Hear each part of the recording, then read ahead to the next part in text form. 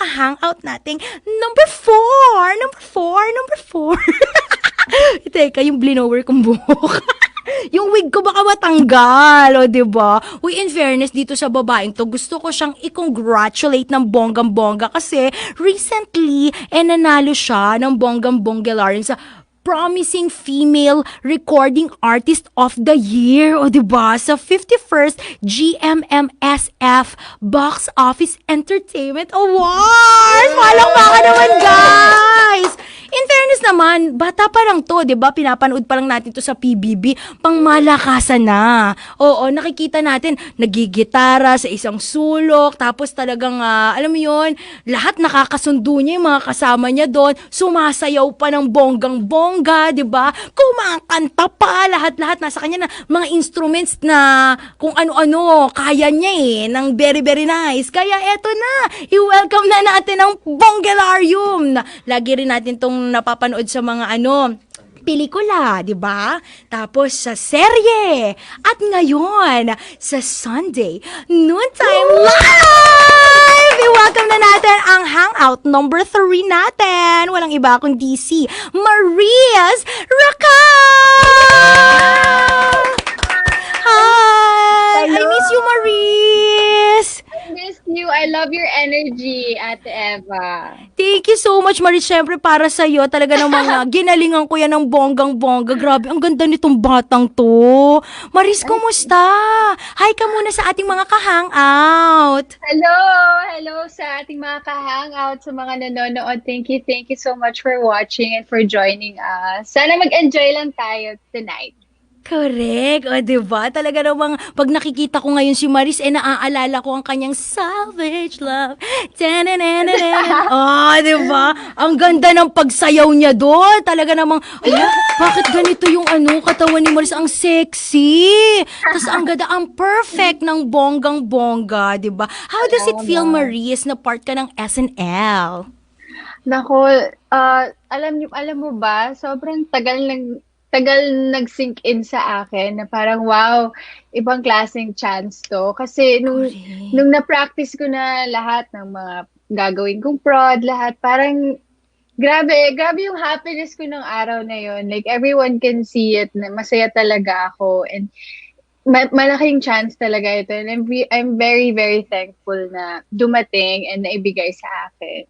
So, Totoo ayun. yan, 'di ba? Kasi syempre, 'di ba, marami rin naman ng mga stars ngayon, pero isa ka sa mga kumukuti-kutitap, 'di ba? Talaga namang inaabangan ng ating mga ka-HO, mga ka-hangout, lalong-lalo na lagi ka na nilang mapapanood sa SNL sa TV5, 'di ba? Yes, oo. Correct. So ano ang mga ways mo, Maris, kung paano mo pinaghahandaan din ang mga prods na ipapalabas nyo sa SNL, Sunday Noontime Live? Ay nako, walang katapusang rehearsal talaga. Kahit tapos ka na mag-rehearse sa bahay, parang kapag piniplay mo yung tugtog and then sinasayaw mo siya sa utak mo. As in, no rest talaga yung utak ko sa mga steps. Kasi ayokong nakakalimutan talaga yung, oh my gosh, my cam! Ay, okay lang God, yan. Boses mo pa lang Okay. talagang solve na kami, pero Ayan, okay na. ayan! Ibang Taray! camera na lang. So, Oh, ayan. ayun, I mean, no rest talaga sa mind, yung dance steps as well. Kasi mas maganda talaga yung performance kapag memoryado mo lahat ng steps and alam mo yung nagfo-flow na lang sa katawan mo, hindi mo na siya yung iniisip pa. Ganun. True. Parang alam mo yun, marinig mo na lang yung sounds, nag-go with the flow na yung body mo, yung body language, ganyan. Pero Maria, syempre ikaw, nagkaroon ka na rin ng single, Ready to Mingle, mga awitin, tapos ngayon part ka nga ng biggest Sunday Noontime Live sa TV5, tapos umarte ka na rin, marami ka na rin mga pelikula na kasama ka at pinagbidahan mo. So, meron ka pa bang dream or gustong ma-achieve pa sa mga susunod na panahon as Maris Racal? Ano pa yung mga trip mong ma-achieve? At syempre, marami pa. I mean, hindi naman ako natatapos mag-dream, 'di ba? Like, kahit na-achieve Yes. mo, parang meron ka pang gustong next step. Yung pinaka gusto ko is, yung maka-work, yung mga dream kong maka-work, like sa acting, Correct. Ever since gusto ko maka-acting si Ate Maha, si Ate Madge. And Taray. then, Kasali rin yan sa SNL, sa TV5, di ba? oo. Taray. Sino Tapos, pa? marami pa. Huwag mo na sabihin si Ate Eva, ha? Kasi given na yan. Charing. Talaga, ikaw yung nasa ko. Charot lang. Ano pa? Yun. Marami pa, actually. And then, sige, si Papa P, gusto ko siyang makatrabaho. Like, ay, nakatrabaho ko na siya ilang beses. Correct. Tsaka di ba parang nagkasama rin kayo sa mga international shows? Kasi ito si Maris, Yes. hindi lang to pang pang TV, movie and everything, pang events din yan. Talagang magaling niya mag-perform ng bonggang-bongga, di ba? So, ayun, may mga trip ka ba bang makasama or dream mong maka-join force? When it comes to singing naman, sino gusto mong one-on-one sa stage, ganyan? One-on-one sa stage talaga. Oh, wag mo Ay, sasabihin nako. Ate Eva. Charing. Ate Eva. Charot lang. Sino pa? Ba? Kichi Nadal. Yun. Sobrang dream ko taray. yun maka-perform. Tapos, sino pa ba? Zild ng Four of Spades.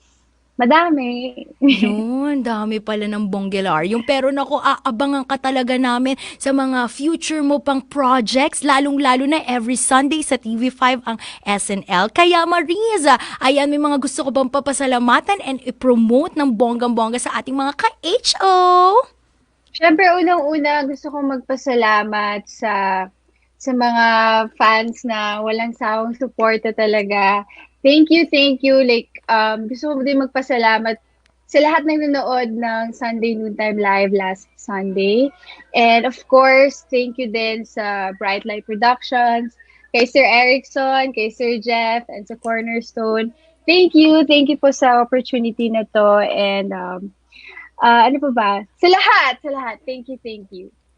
Nako, talaga namang deserve mo yan, lahat ng blessings na natatanggap mo. Kasi very hardworking talaga to si Maris. Talagang hindi lang siya basta-basta mag-perform, mag-arte and everything. Diba? Talagang pinag-aaralan at pinaghahandaan ng isang Maris Racal yan pag pumasok siya sa isang project. Kaya nako, bukod sa SNL, meron ka rin palang Boyet and Stay in Love. Diba? Yes. Oo, Taray. nakakatuwa nga and may mga projects pa ring aabangan yung mga tao. Sa akin, kahit na 'di ba nasa gitna tayo ng pandemic. Correct. And yes, Boyet this coming. No, Boyet Not a Girl Yet this coming November 13. Abangan niyo po 'yan. And of course, Saya, no? Stay in Love. Yes, super excited ako sa project na to kasi excited ako maka-work yung mga cast dito, lalong-lalo na si Kokoy. Magkaka-work ulit kami. Yung last namin na work together was OMG pa, Oh My G, like 5 years ago.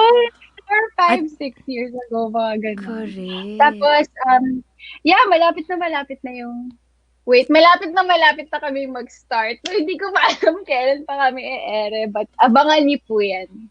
Yun, naku, ang daming blessings, Maris. O, diba? I'm praying na talagang lalo pang mag-overflow yan ng bonggang-bongga sa mga susunod pang panahon, taon. Deserve mo yan ng very, very nice. Thank you so much for guesting dito lang sa Hangout.